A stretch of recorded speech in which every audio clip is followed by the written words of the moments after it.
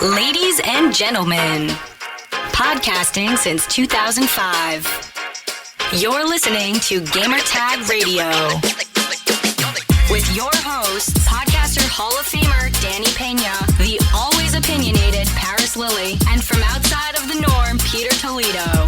This is Gamertag Radio.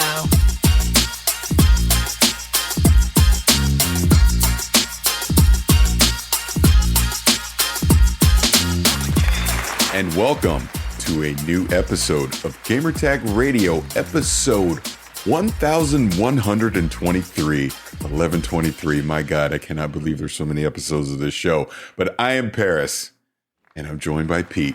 What's up? How you doing? No, I'm good, man. Danny is frolicking through South Florida right now, so he will not be on this episode. But wish him well. Looks like he's having a lot of fun. So always happy to see that. But yeah, I'm good, man. Good. It's been a good week. A lot of video game stuff, a lot of real life stuff. I'm getting ready for my annual audit that I do at my job. That usually it's ironic. I changed it so it wouldn't happen during E3 anymore, because if you remember the last couple E3s, I'd always be scrambling trying to go. And then, of course, the pandemic happened, so none of that matters. So, but everything's been good, man. How about everything in your world? How's stuff going? Doing really well. Things here in Switzerland, in Europe in general, is starting to lighten up a little bit. Overall, from living here, you can just feel the easing of the stresses of the last year coming down. And then just from a professional, standpoint, it's like the last year was probably not the best thing for someone, just trying to get acclimated to a new environment. Yeah. And then, now it's just, everything is starting to really, really ramp up back to 150 miles an hour. And I'm just trying to hold on right now. But, it's a good thing, because when you're busy and you're moving nonstop, just time flies, right? So looking forward to it. Just from being in the travel industry now, that means travel is opening up now, which means I can start going elsewhere. New York is going to be a busy thing for me. And other countries very, very soon. And that's the most important. That's the most exciting part. And I'm also dealing with a daughter that's going away to college in 4 months. Hey, well, obviously, look, we're obviously in the same age bracket, kids and everything. I feel you, man. It's crazy. Trey is going to be 15. That's insane. That is insane. And the reason I bring that up is Trey actually mirrors my quote unquote time in the gaming industry, right? Because he was born 2 months before I started Uncle Gamer. Wow. So when you think about that timeline, and you even think about GTR, so that was basically, he was born. That is around the time I saw Danny Pena and Chris Palladino at a gaming event at Redmond for Lord of the Rings, and go, hey, I want to do this too. And I reached out. Wound up starting, well, then it was the old school gamers, which was terrible. But then, basically I started Uncle Gamer and just everything from there. And it's just so funny because, I've been talking recently about Halo Infinite and multiplayer, and the fact that 343 isn't trying to get me to play it. They're trying to get my kids. And more specifically, I think about Trey, because Trey has grown up not caring about Halo. He's never cared about Halo. He as a little kid, little baby, would love the Halo 3 trailer, but he never played Halo. He never interacted with it. So it's never been a thing for him. So I just think about that. And then when I think, wait, he's 15. My God. That's what I mean. So that was 15 years ago. It's just crazy when you think about just how time flies and just everything that has happened just, between the three of us, man, just life and, family, the kids. And like you said, you got two that are now basically quote unquote adults, going off into the world.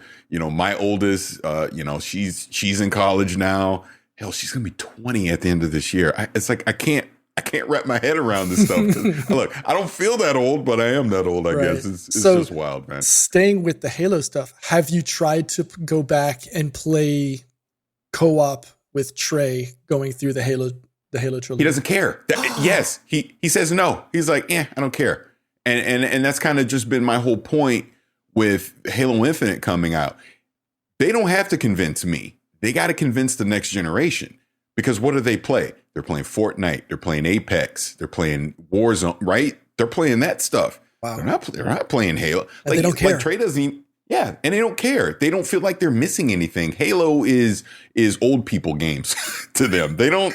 That doesn't register them. So, oh my god, I just think it's fascinating when we get to June when they do the new unveil of Halo Infinite and they start showing off the multiplayer, what it's going to be. I'm fascinated to see what are they going to do with Halo multiplayer to get the Fortnite and Apex crowd to want to play it. I'm fascinated. I mean, obviously free to play is a big component to it, but they can't just do traditional Halo multiplayer. That's not going to be enough. They got to do something different. So that's going to be real interesting to see. Man, we old. Yeah, I know we're old. We're old. But like I said, this is Gamertag Radio, episode 1123, and we're brought to you by Shaq Eye Gear. And if you're watching this live on twitch.tv/Gamertag Radio, you will see that I am wearing my Shaq Eye Gear glasses. I love them. I wear them whenever I'm playing anything gaming wise. They're fantastic. They're very comfortable. They cut out that blue light. They do the job of what gaming glasses are supposed to do. Danny wears them as well. They're fantastic. Pete, yours are on the way.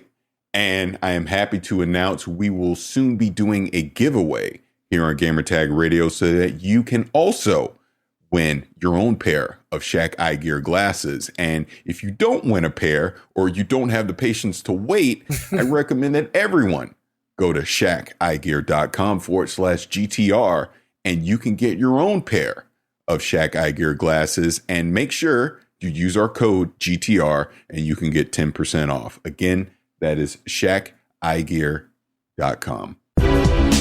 Send us your feedback or questions. Give us a call at 786-273-7GTR. Email us at fanmail@gamertagradio.com or leave a message on speakpipe.com/gamertagradio. So, on to the show.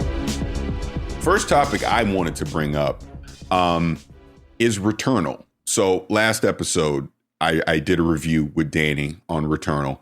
To me, it is definitely a Game of the Year contender for sure. It is a rogue-like game, which means you will go through one life, get as far as you can. You're going to die, and trust me, you're going to die a lot, and then you're going to start over from the beginning. You'll keep a few aspects, but for the most part, you're starting from scratch. And that is very important because, we tried to warn you, tried to warn some people out there about this, that this is not an easy game. It is difficult. It is, again, a roguelike. So you have to be into that type of genre. But from that aspect, Housemarque has knocked it out of the park in that this is a high production AAA experience. Yes, there's been a couple bugs here or there, but some of the scuttlebutt that I've seen in the community already has been, well, why can't I save? I want to save. And Housemarque has even hinted they potentially could be putting a mid-save point into the game, which personally I'm against, because that defeats the purpose of a roguelike game. But here nor there, that may happen. The other part of this that I've seen is it's beginning review bombed, because, people tend to want to tie their own self-worth to these pieces of plastic. So the fact that it's a PlayStation exclusive, I guess you have the quote unquote Xbox people, going in and review bombing the game. Look, no game is perfect. I understand. No, I'm not saying it should be a 10 or whatever, but to give it, zeros and ones and twos and all that, I mean, that's silly. Because the game is, again, it's a great game for what it is. I'm not saying it has to be your favorite game. It doesn't have to be your game of the year. But for people that are into that genre, absolutely, it will be talked about again at the end of this year, 100%. But it's unfortunate to see all this review bombing stuff that's been happening. And Pete, I just kind of want to throw it to you because I actually have no idea if you've been paying attention to Returnal or seen anything, because I know you don't have a PlayStation 5 yet, so I know you haven't played it. But Just any of your thoughts kind of on the outside looking in about Returnal and just everything you've seen so far. Well, the fact that it harkens back to games that we played, as old fuddle-duds here back in the day. Exactly. We didn't have the option many times for saving. And a lot of times it was you played it, you plugged it in and you paused it and you put it in your drawer so it didn't turn off or anything, or your mom didn't come in and shut it off not knowing that you were trying to save a level or trying to save progress because you couldn't go back. I love it. I think it's fantastic that developers are trying to keep to some of those early roots that we as gamers, early age gamers. Wow, that's a new term now. We're early age gamers. It sounds better than old gamers, so I think I'm going to stick with that. But our generation of gamers, we're used to that, right? We're accustomed to games where you're not you don't have a save point, right? And I love that developers are trying to, it doesn't have to be in every game, and it may not fit in every game, but in games such as Returnal, it makes sense, right? Yes. So I like that. Now, the fact that Housemarque is now starting to listen to the community that, all right, maybe we can give you, we can find a way to maybe sneak in a save point somewhere. So, busy folks like you and I who have, who are fortunate enough to have jobs and we're busy for 8-10 hours of the day, we can turn it off and come back. I think that's cool, but I think it may take away from the core of, the core play style of the game, right? That's how they develop. That's how they, decided from the day one that this is how it's going to happen, And yeah, I mean, something happens, whether you're at work, you're working from home, the boss calls you, damn, you got to pause it. You got to put it away, or you're at lunch at work, or, you're just, life happens, right? So you should be able to pause it. But if it's going to interrupt or halt the way the game was designed to play, I think they should just leave it and let people deal with the repercussions. It is what it is. Agreed. If it happens, it happens. You just start over. And you deal with it. I mean, it's not like this is, something that just came out of the blue as the first time and all of a sudden now, it's causing a ruckus. No, it's not, it's not the first time we've heard of games like this. That's how the developer wanted you to experience the game. So I think they should just leave it as is and let players, just make their, wake up early, set the coffee, put the kids, set up their cereal. So when they wake up, it's ready to go, and sit on the couch and you play your game the way it was designed to play. I think that's how it should be.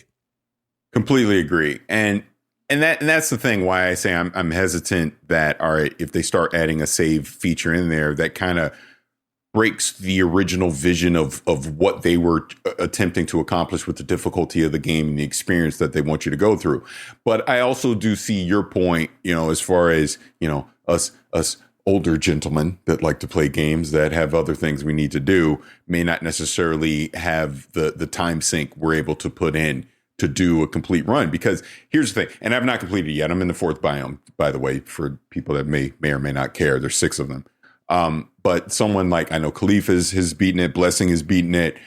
You're literally doing an entire, like, you're going from start to finish. You have to do an entire run completely to finish the game. That's just simply how it works. I guess I'm okay with that, but I get that not everyone can do that. And then that's when you bring in, you have game $70, so is it worth your $70? You have to do this time commitment. It's super difficult. I get all that, but none of that, in my opinion, excuses the review bombing that we've seen so far. It's literally just a childish prank that we see now, that people will, I don't get my way, so I'm going to purposely give this a bad score, because the way that our current system works right now, this is hurting the development team potentially on bonuses and things like that, if it gets a lower Metacritic score than what it truly should have. I mean, I had said this yesterday, just on social media, but all the review is an opinion. That's it. I think the practice of us tying review scores, putting scores to reviews is as old as us, right? So, I mean, I almost feel like, why are we doing that? Give your opinion. That's all it is. It's one person's opinion. You kind of can use it as a guide on your purchase decision. It shouldn't be tied into developers that have been working on this game for 3, 4, 5, 6 years. And all of a sudden a score comes out and it's not meeting whatever, the publisher or whoever the studio head says the score should be. Now you don't get as big a bonus as you should. I think that's ridiculous, but I don't know. I mean, just overall, I think the game is fantastic. Like I said on the last episode, I do think it's a game of the year contender. Housemarque, has knocked it out of the park. Just like I said, the way that it's using the DualSense controller, the way that it's using the 3D audio, to me, this is the first complete package that we've seen on the PlayStation 5 that utilizes everything, that the PlayStation 5 experience has to offer. And, like I said, $70 isn't cheap. So, you have to make that decision on your own. But if you do decide to pick it up, I think you're going to have a great time with it. I'm hoping that it comes to, I'm hoping to that moment where a game taps me on the shoulder and says, Pete, go get a PS5. I know we're going to talk about one later in the show, and I think that might be the one that does it. But I'm hoping if there's a game that does come out in the next couple of months that forces me to go out and buy a PS5, then I think it'll be I think this will be the type of game that I'll go pick up, right? Because games like this, they're a new thing for me, right? Starting with games like I'll just say my game of the year from last year, Hades. That took me by surprise. I didn't think I was going to spend as much time as I have on that game as I did. And I think this is one of those titles that if I haven't gone out and gotten it already, that the day that I do pick up, this is going to be one of those titles that I pick up. And I can just lounge on the couch and disappear for 5 or 6 hours and do what I can try to do and try to beat it. But I like games like that. So yeah, and I have not played Hades as an example. Yeah, I haven't played it. And again, this is in that genre. That's why I was even saying last time, this might even be the kind of game that gets me into wanting to play more roguelikes, which I know, Hades, obviously. Dead Cells is another one I've not, put in any time to. As an example, I think the last one that I really, sunk any true time into was Rogue Legacy, which ironically enough, I think they're about to bring out a sequel to that. So definitely keep my eyes open on that. But moving on. So sticking with the PlayStation, let's talk about Ratchet and Clank Rift Apart. So they had the state of play this week. What was it, about 20 minutes or so? But they had gameplay. This is about as close to Pixar as we've gotten in a game. Insomniac, what they've done with this game is just from a visual standpoint, obviously going through that new gameplay and just talking about how it's going to, again, utilize the DualSense, how it's going to utilize 3D audio. I mean, wow. I mean, you talk about day one. that is a no-brainer. Day one. And not to mention, hey, it's Ratchet and Clank, which obviously is awesome in its own right. But I'm curious if you got to see some of the gameplay on it, what your thoughts are. I have, and just like we were talking just a few moments ago, if there is a game that forces me to now start looking at nefarious means at finding a PS5 for the household, there it is, right? I was hoping to be able to hold out as much as possible. Obviously now with Sony, with its ability to now release its catalog out on PC and giving PC players an opportunity to explore that amazing catalog of games that they have. Man, if you're looking at the background of the Twitch stream, you see it, damn it. Damn it. I need to play Ratchet and Clank. Yes. Yeah, it's definitely gonna be one of those titles that's gonna definitely push and sell product as if Sony has difficulty with that already. And yeah, I count me in. I have to start looking at finding a PS5. Yeah, look, I ain't gonna tell you how to spend your bread. I'm not gonna tell anyone how to spend their bread. That is clearly up to you. It is unfortunate that it is still very hard to get a PlayStation 5 because to me, this, and it's so funny, people get mad at me. I'd said this a few months ago, and it turns out I was wrong because of Returnal, but I still stand by what I say. This is the game to get a PlayStation 5. It's going to be. Absolutely. Look, because again, when you talk about Returnal, isn't necessarily going to be for everyone because of the roguelike. Look, just from a production standpoint, yes, it completely highlights everything the PlayStation 5 does. But so will Ratchet Clank. And Ratchet Clank obviously is going to be a lot. It's going to be a lot. What's the word I'm looking for? It's going to be more accessible to a wider audience, right? Not to mention, I don't know if you saw the accessibility features that they showed at the end, which again is great.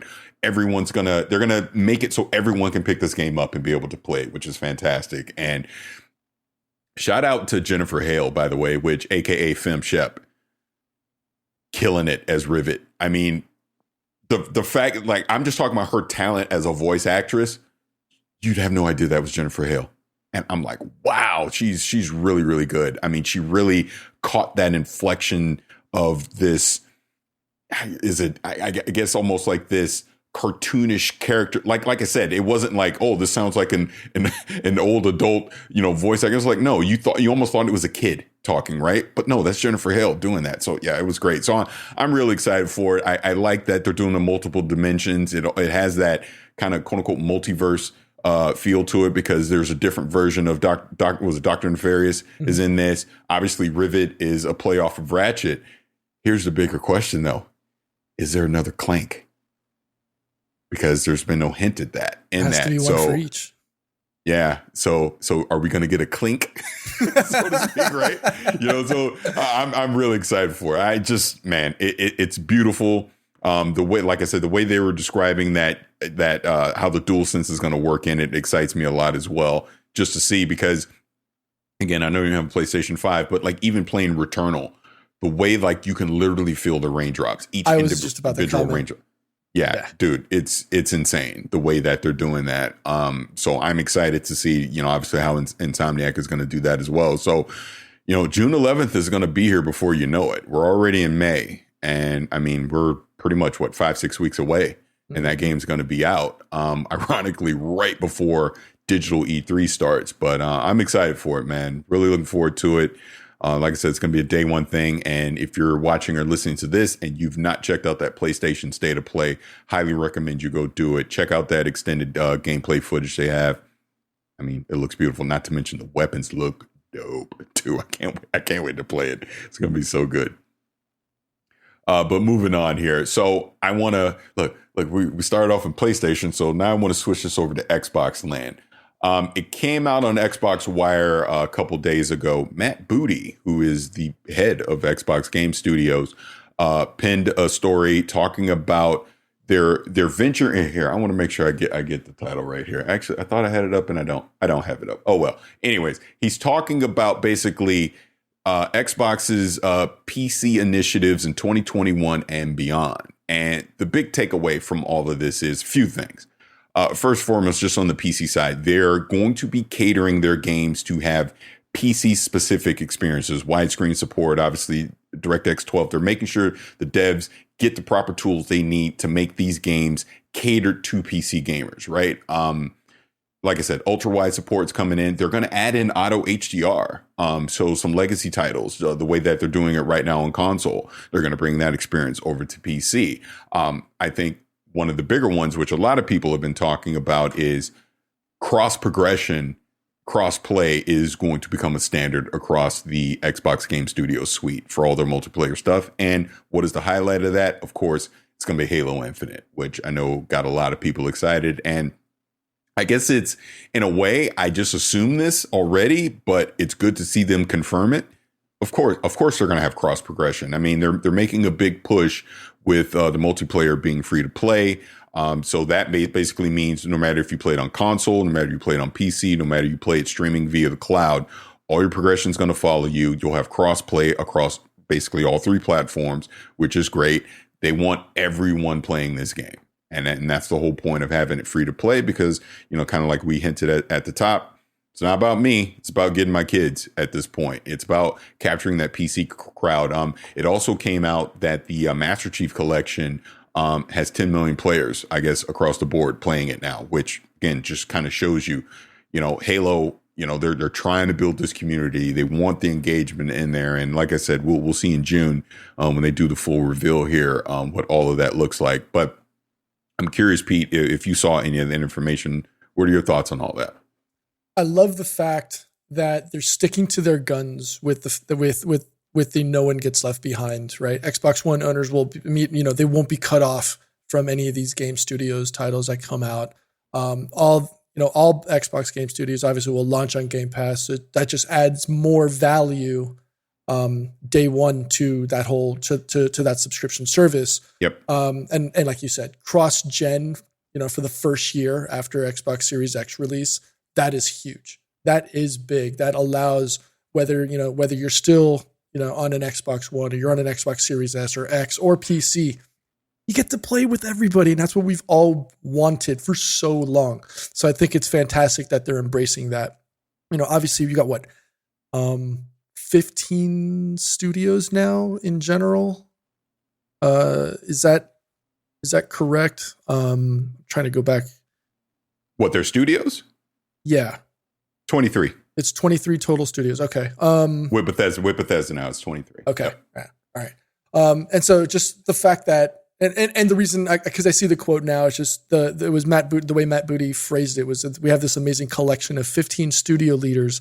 And if we're always acquiring new things, and there will always be somebody who's the new person. So you always have the older studios and the newer studios. What you don't get in that situation is them treating each other as peers and sharing information or expertise.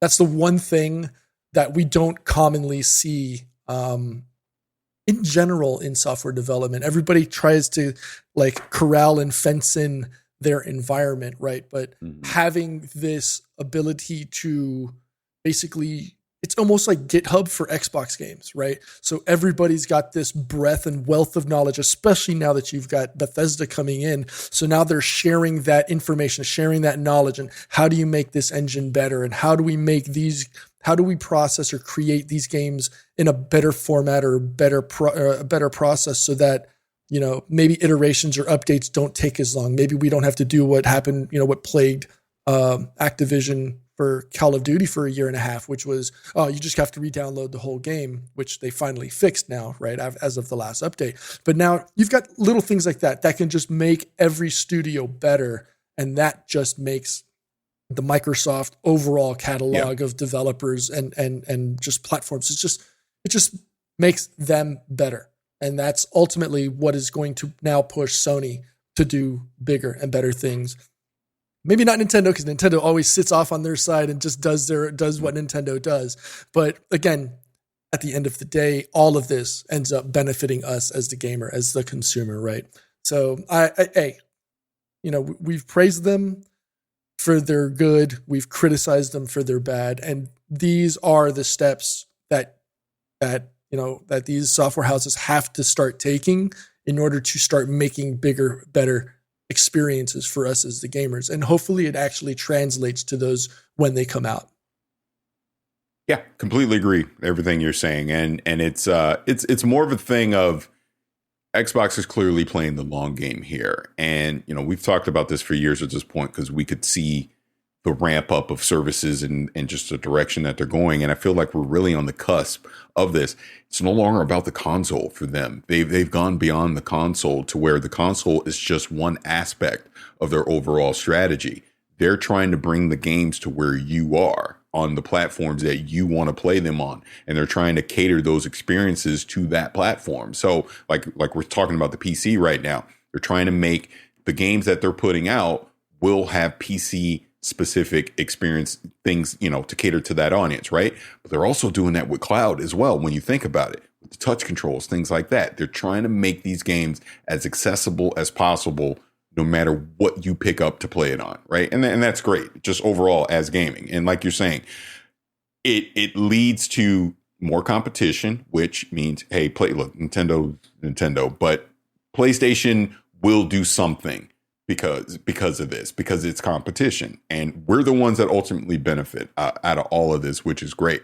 Now, the other part of this that came out just in what Matt Booty was talking about initially was just that also with the Xbox or the Windows Store, they're going to cut their fees to match the Epic Game Store to 88%. So basically 12% down from 30, which is great. Again, look, I'm not a fan of the Xbox app. I've talked about this multiple times. It still needs a lot of work, a lot.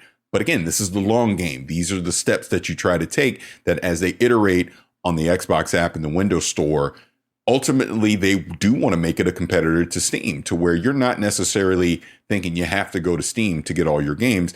Maybe you do start getting them directly through the Windows Store or the Xbox app. Look, I don't think that's happening anytime soon, but they're working towards it. And that's the point. They're showing a commitment to the PC side of gaming. And let's see how this all plays out. Now, we also saw breaking news that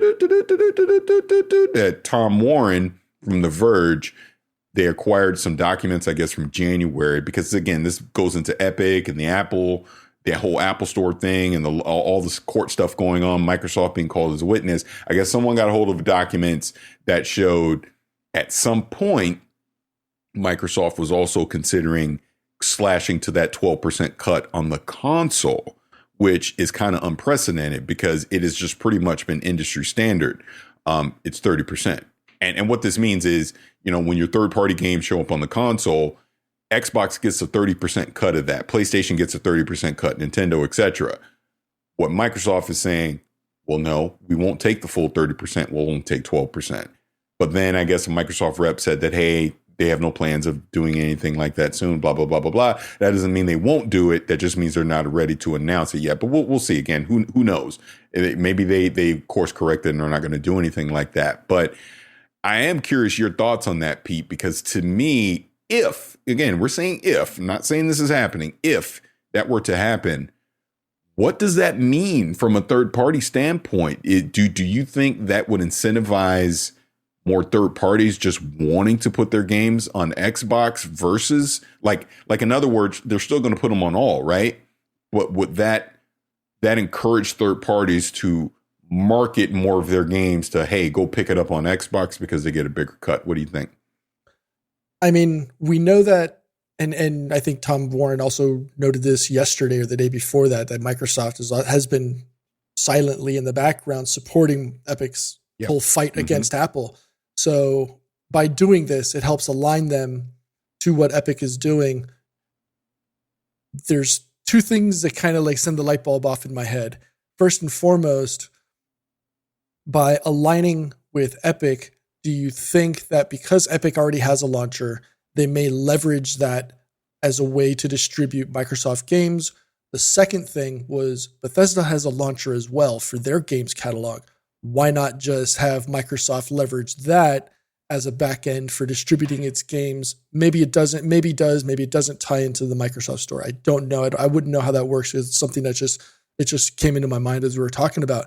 But I mean, you look at the business model in general for game consoles, it's very, very different for PCs and phones. So there's a lot of legality, there's a lot of rules and regulations that you got to do.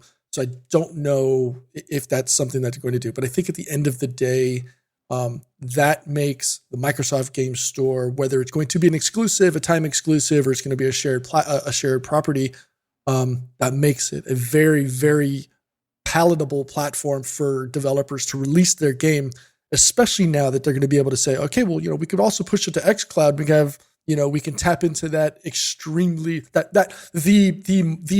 platform base that everybody wants to hit at the end of the day. Whether we as gamers choose to want to play on a mobile phone, by doing that, you're tapping into the largest subscriber base in general. Because think about it, you can add all your Xboxes and PlayStations and Nintendo Switches or Wiis, and you still don't total up to the total amount of mobile devices out there in the world.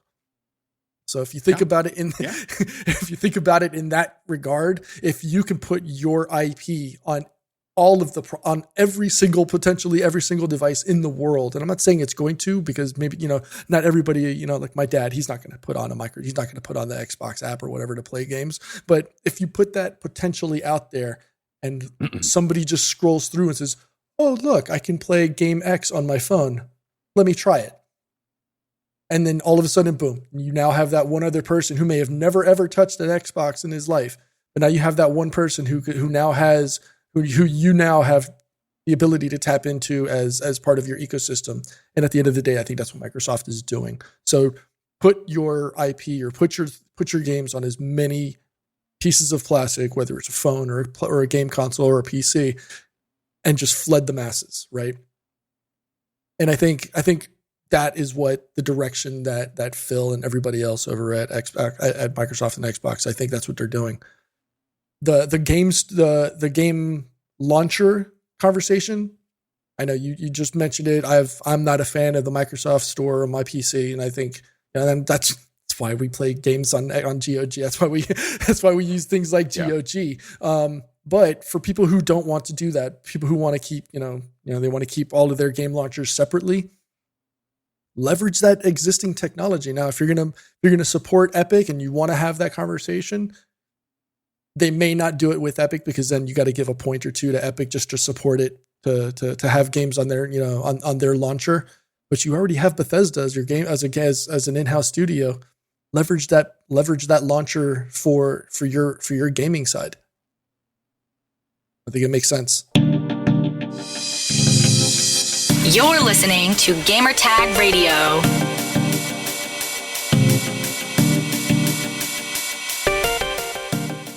Well, today's show is once again sponsored by StrongVPN. Parris, both of us being in IT, it's very coincidental that we get to speak about internet security and VPNs for the show. And especially in today's current climate, we've seen an alarming trend regarding data privacy. So what is StrongVPN? Well, VPNs help you safely browse the internet. And whether you're watching a Twitch stream, gaming, or spending way too much time on social media, with StrongVPN, your connection is completely encrypted. And that's important because it means that no one else can spy on what you're doing. You can use StrongVPN on your computers, tablets, mobiles. You can even install it on your home router to protect every device in your household. And the best news, StrongVPN uses the latest generation VPN technology called WireGuard, which means it doesn't slow down your connection like other VPN providers. For listeners of the show, StrongVPN is offering an incredible 65% off. That's just $3.50 for the first month, or $27.99 for the entire year. Here's everything you get. You get apps for your iOS, Android, macOS, Windows devices, access to almost 1,000 VPN servers around the world, none of which log your information, which is very, very important, and more than 59,000 anonymous IP addresses protecting your personal privacy. So go to strongvpn.com/GTR and claim your 65% savings. They've got plans, like I said, starting at $3.50, or you can go the whole year and just for $27.99. So get started with this limited time offer and save 65% off monthly and annual subscriptions by visiting strongvpn.com/GTR. Once again, that's strongvpn.com/GTR to save 65%. This is Gamertag Radio. Voicemail at 786-2737-GTR. No, same. I think it makes a lot of sense as well. And again, it goes to what you're saying their overall strategy is. They're trying to reach everybody.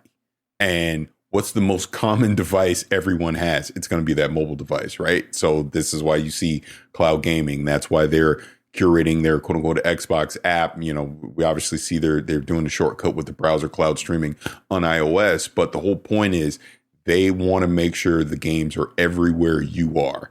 And you get to decide which platform you want to play them on. This is why you have an Xbox Game Pass with a subscription service, because it makes sense. It gives people discoverability on their games. It gives them options to be able to consume, different types of content. Excuse me.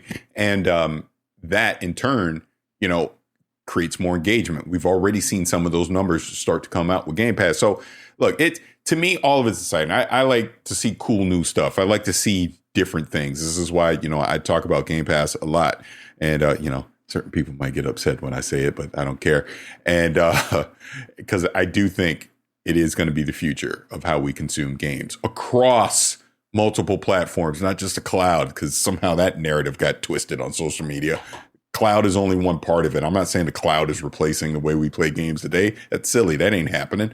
But yeah, it's all going to be interesting to see. I'm excited for it, and we'll have to see how it all plays out. And again, the summer event is probably going to continue to tell that tale as we go into E3.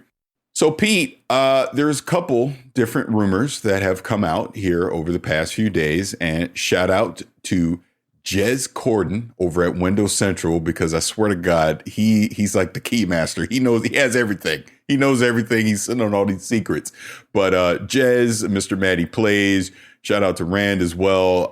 I always say his name wrong, but Killabride, I believe that's how you say it. He posts a lot on social media and on Reset Era, but he definitely, has some inside knowledge. But the reason I bring all those names up, just a culmination of all those gentlemen. Excuse me. First one is IO Interactive.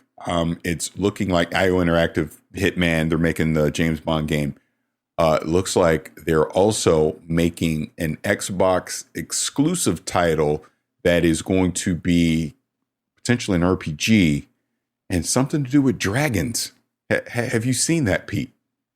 I saw it. I tried to dig in, and I didn't get a chance to go all in. But I did see the initial post where they were talking about that, and I'm curious.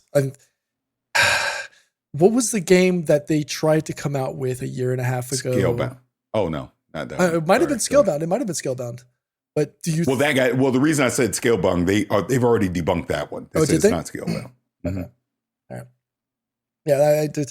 Hearing that and then thinking of Scalebound, I definitely thought that that maybe IO Interactive had gotten a chance to maybe tap into the source code, maybe gotten permission to do something like that. I think that'd be fantastic.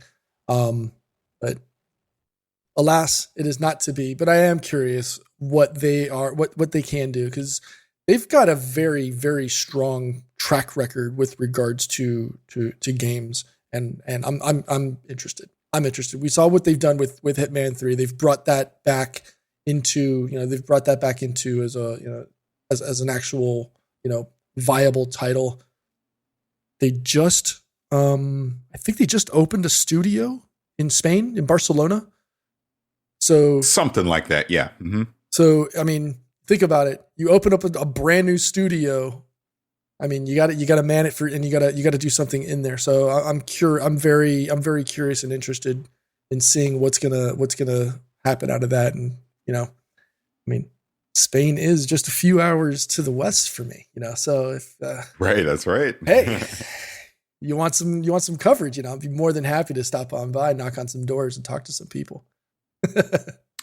Yes, please do. No, but yeah, being serious for a second. Yeah, I'm very curious and interested to see what this will look like. Will we even hear about it this year at this E3 event? But Jez even more specifically has hinted this is something he had been hinting at for a while, and now other people are kind of corroborating it.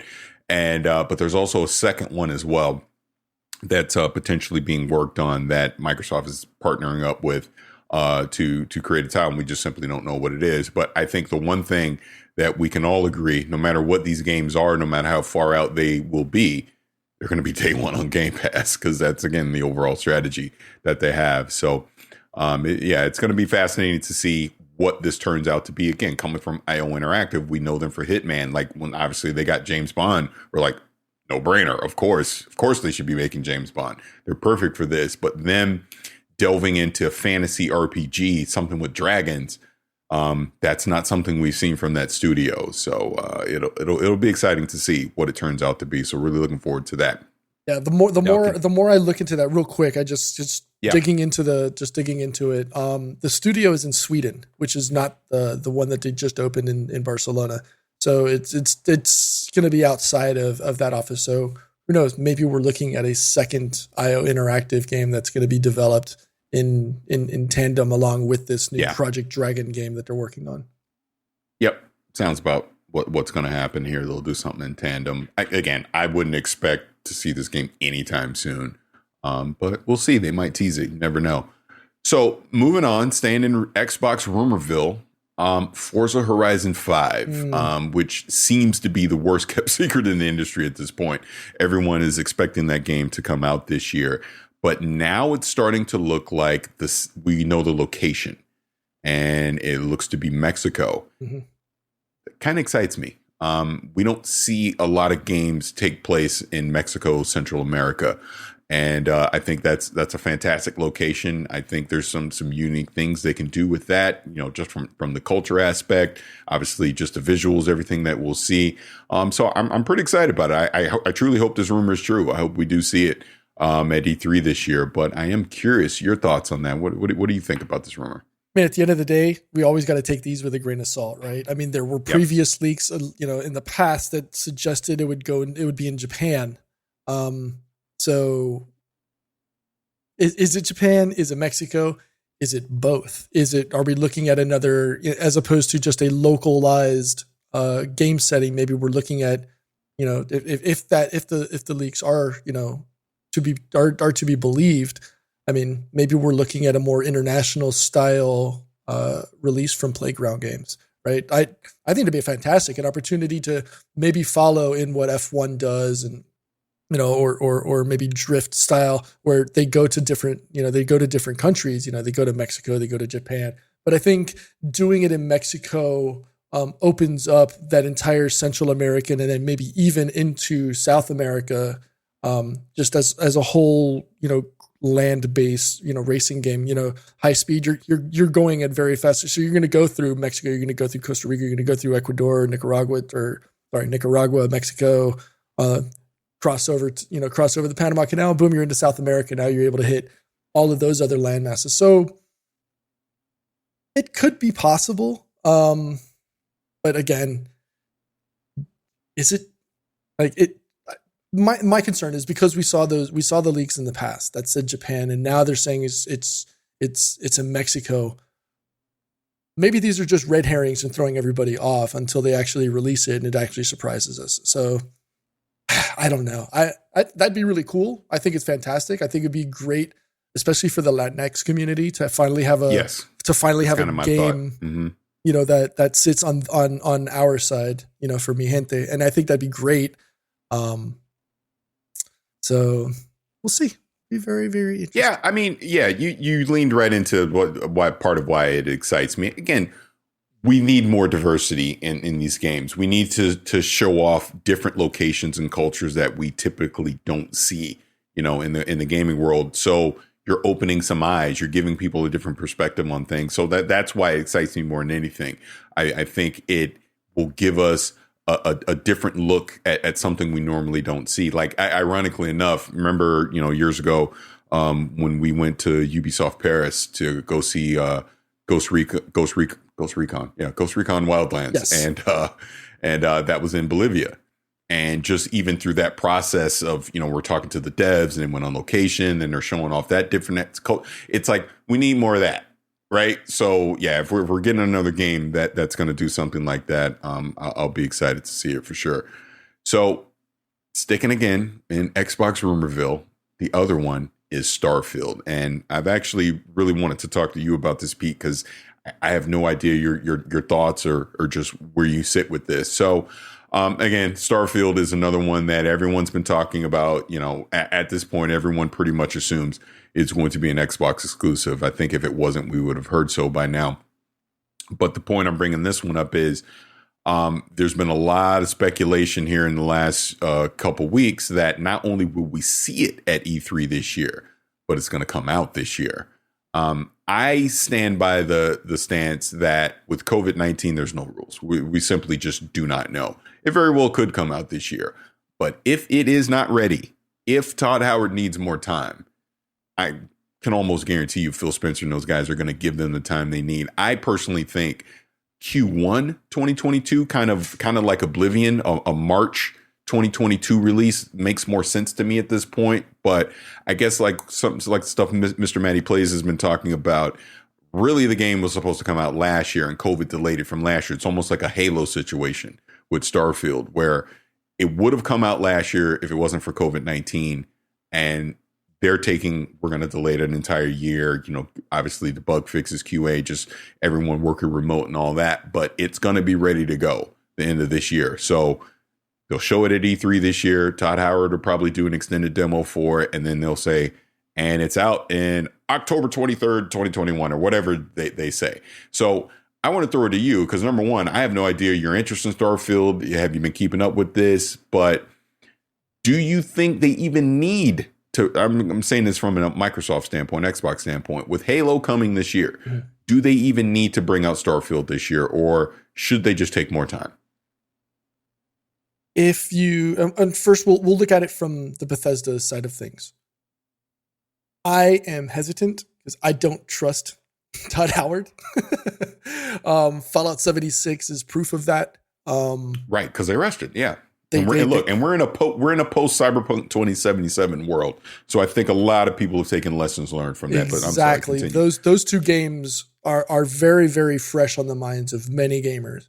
And the last thing, and remember, it just works. That was the phrase from Todd. It just works. Yep. It didn't. Yep. And we know that. It didn't work for the first couple of months until they finally fixed it. I mean, hell, if we're talking about Cyberpunk as well, it's still not 100%. It took a year plus for Fallout 76 to finally get its legs. And we're starting to see that from a lot of these big games. I mean, we saw that from No Man's Sky as well. Hello Games disappeared for the better part of a year and a half and totally revamped it. And now it's actually doing what it was originally sold to do. You know, so, and plus we know that they're working on Elder Scrolls 6. So even though that's supposed to arrive after Starfield, the time and resources are still going to be split between that as well as supporting Fallout 76 currently. I agree with you. I definitely think we're going to see something at E3 2021. We know that parts of it are playable. You know, I think Jeff Keighley talked about it 2018 when he had a conversation with Todd Howard. So I don't think that the Microsoft purchase hurts the development. Like you said, I think it definitely helps more than hinder that opportunity. You know, the ability to throw more money and resources that Microsoft has at the project allows for Bethesda to maybe potentially be able to speed up development on the game. But at the end of the day, I think Bethesda slow plays this. I don't think we see this in 21. I think we see this in 22 simply because this game is how many years now in development?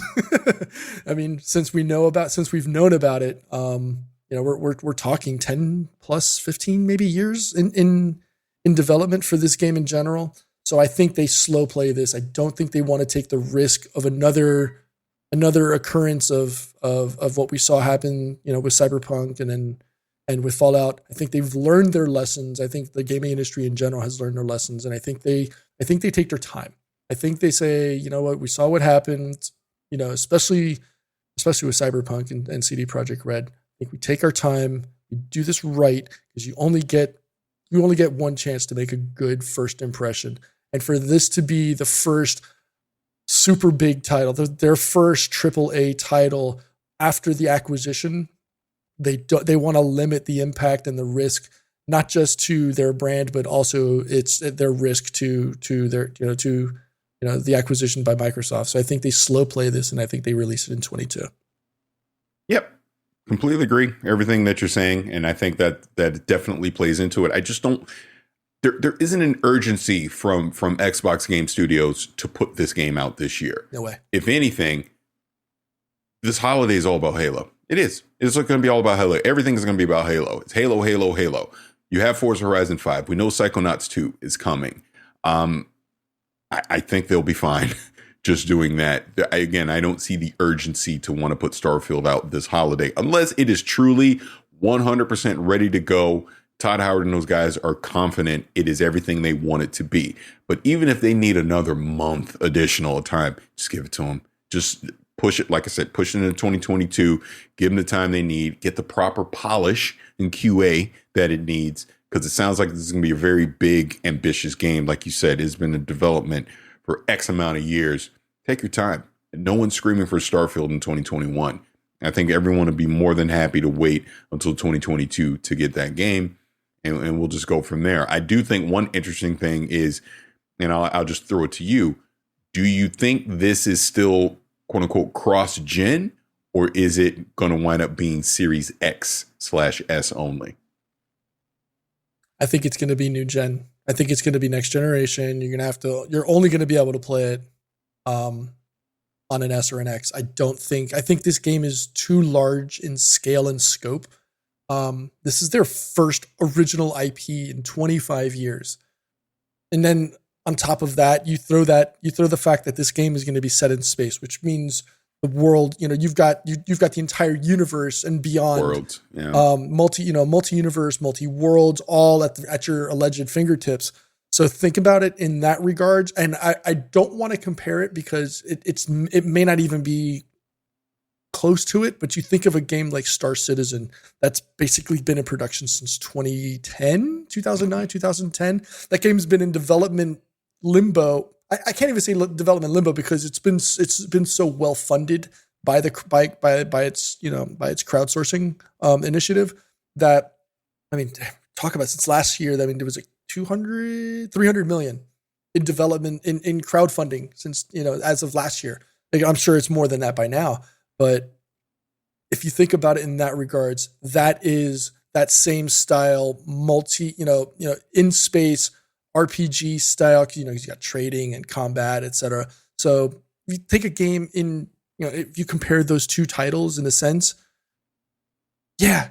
And Star Citizen still isn't out fully 100%. If you take that into consideration, Bethesda could essentially take another year on this, release it in 22, maybe even holiday 22. Probably won't, knowing the way they always release it, because it's ready to play next week. Boom, you can buy it now. So I think 22 is definitely the safe call for that.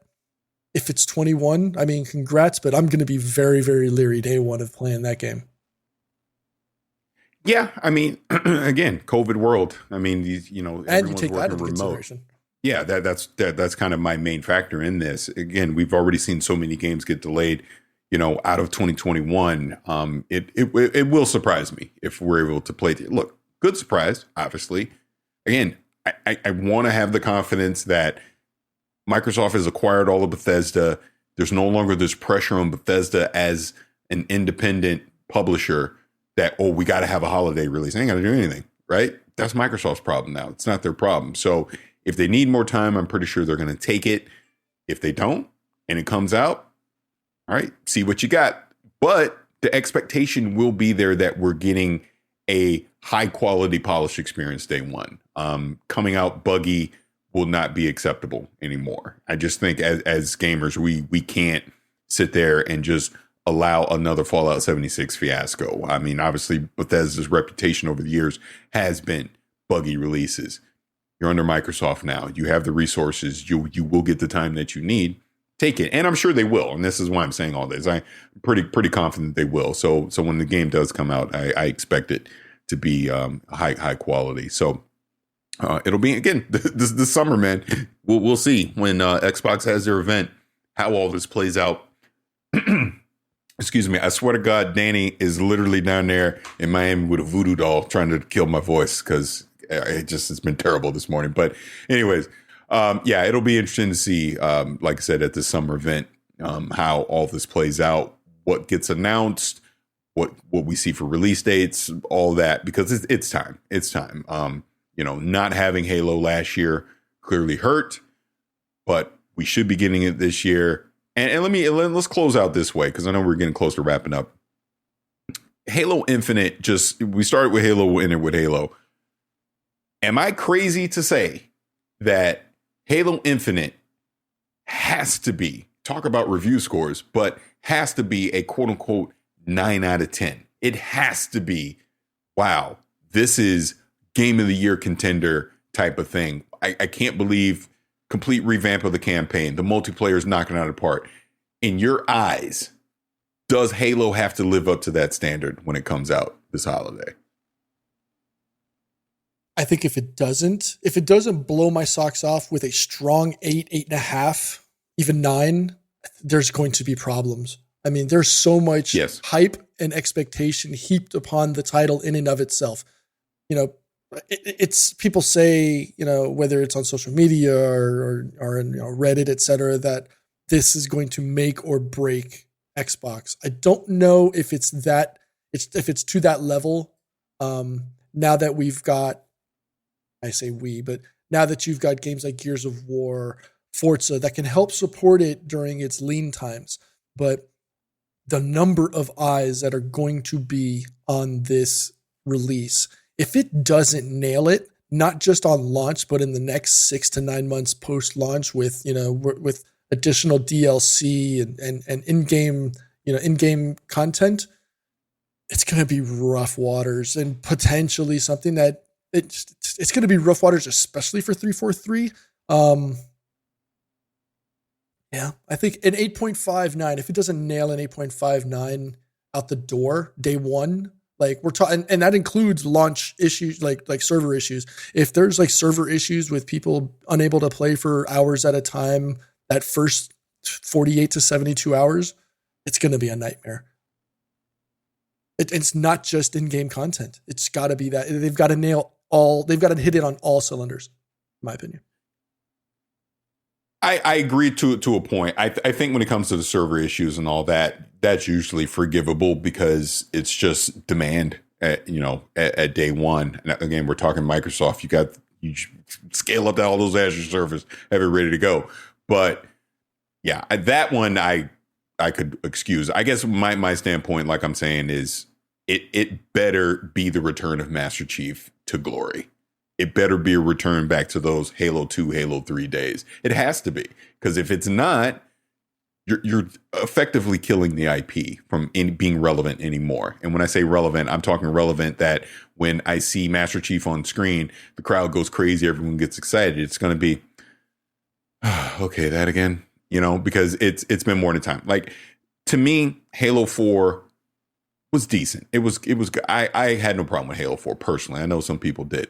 Halo 5, we already know, was a disaster from a campaign standpoint anyways. The Master Chief Collection, it took them years to finally get it to the place to where it is now. They cannot do that again with Halo Infinite. You've had more than enough time. By the time that game comes out, it's been 6 years since we've had a main Halo game, new Halo game. You have to nail this. And they know that. That's why they delayed it in the first place. They know when they show that game again in June, they need to show updated lighting. They need to show that they've reduced, obviously, the load times from not having all that pop-in happen. They need to show a new Brute, model, to show that. I want the OG Craig, though. I want the OG Craig. No. And I do too. I think it's very important to keep Craig in the game as a funny meme, but the rest of those Brutes better be improved over Craig. Just they know it. They know it. This is why it was delayed. This is why they took an entire year, because they have to nail this. So let's see.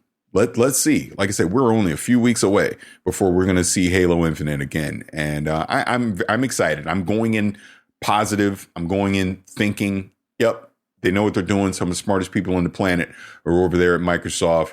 They understand the urgency to get this right.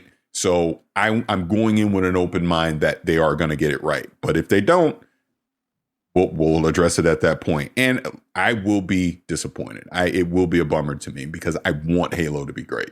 I do. I want it to be good. Just like I want Cyberpunk to be great, I want Halo to be great, right? So I would have the same level of disappointment that I had with Cyberpunk that I would with Halo if we have a repeat of what we had with that. So I hope they kill it. I hope they nail it. Really looking forward to it. But I think that's enough of Conspiracy Steve for one episode. And I realize we're coming up on time here. And I do also realize I never properly introduced the show as far as telling people, please go to gamertagradio.com. You can get the podcast there. You can get your favorite podcast app. We're on Spotify. We're everywhere. Download the show. We really appreciate it. And if you want to leave us any feedback, you can do it just like this. All right, Pete. I have one last thing before we get out of here. And I want to say it on the show proper, not an after show.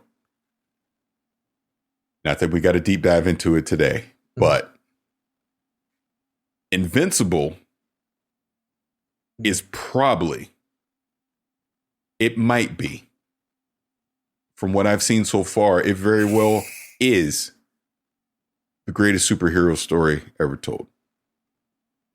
I'm loving it that much. Thank you. This is, and I don't want to spoil it. I almost got into spoilery because I don't want to spoil it. I'll leave it vague like that. But where like, I walked into episode 1 knowing nothing, absolutely nothing about Invincible, other than you saw hints coming up towards it. I know Greg Miller and all those guys were telling me things, but I knew nothing.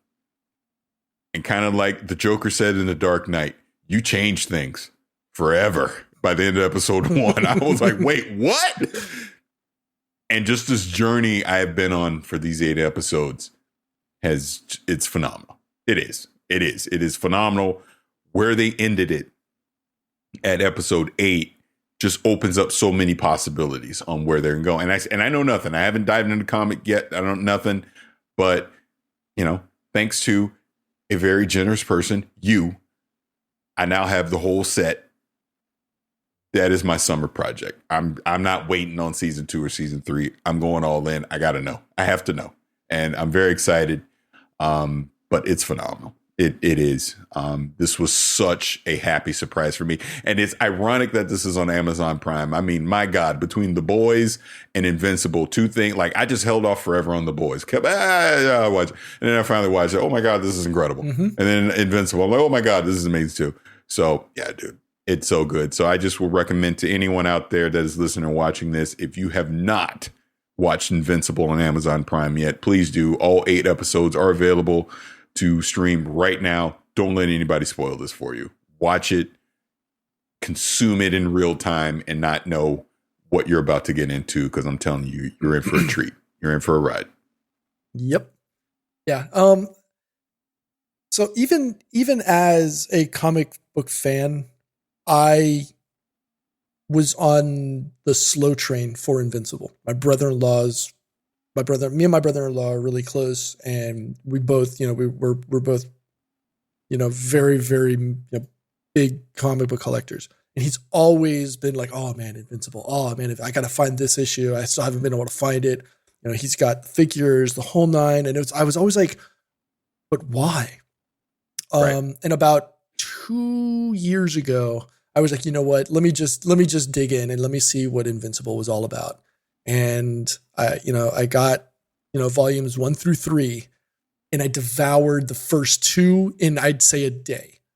I literally got them at like 10 in the morning, and at 10 at night, I was still there reading I didn't leave my office. I literally was sitting in a chair, legs up, just like scrolling through the pages, and it was mind blowing. And I never thought that, and, having read comics for, basically my entire life, it was incredible the way that Robert Kirkman and the rest of the team just captured what it was like for Mark to just his path from high school into being Invincible. That whole story arc is possibly the greatest growing up story you could read, because he deals with everything that teenagers literally deal with on a day-to-day basis, right?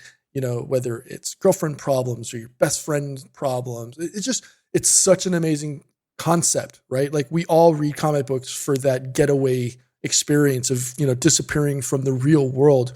But the way that they capture and embrace that as a core component of who Mark Grayson is, right? If you haven't had, like Parris said, if you haven't had a chance to read or see this comic book, this cartoon, do yourself a favor. Do it. It's remarkably well done. Robert Kirkman has become one of those writers that now sits on my Mount Rushmore of comic book writers, along with Jonathan Hickman and some other greats. I won't get into those, but man, like you said, Amazon's knocking it out of the park between The Boys and with Invincible, and I can't wait to see. And the next 2 seasons, they announced it this week. Like you want next season. How about at seasons 2 and 3? We're already working on it. So that's fantastic. Yep. It's amazing. I love the journey. Whew, I can't wait. And I can't wait. Me, you, and Tony got to have a sit down. Oh, yeah. Tony Polanco over at the Throwdown. Me, you, and him, we got to do this. Whether it's on Twitter Spaces or we revert back to the OG Clubhouse or we do something. We got to have a conversation about Invincible. It's amazing. Completely agree. And with that will be the end of Gamertag Radio episode 1123. So again, Pete, thanks for joining me. Unfortunately, Danny can't be here, but he's frolicking, around South Florida, probably drinking the mango smoothie and a voodoo doll, trying to take my voice away, but that's okay. But no, obviously we miss Danny because it's actually been a minute since all three of us have been on the show together. So we definitely got to correct that next week.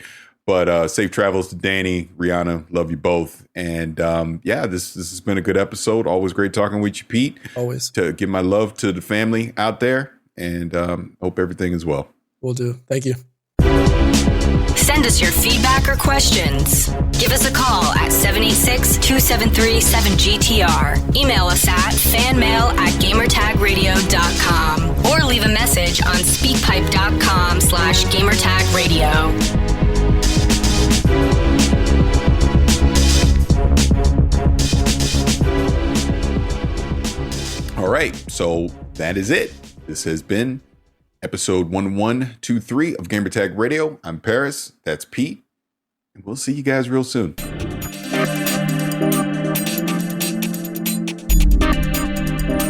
Thanks for listening to Gamertag Radio. Be sure to like us on Facebook and follow us on Twitter.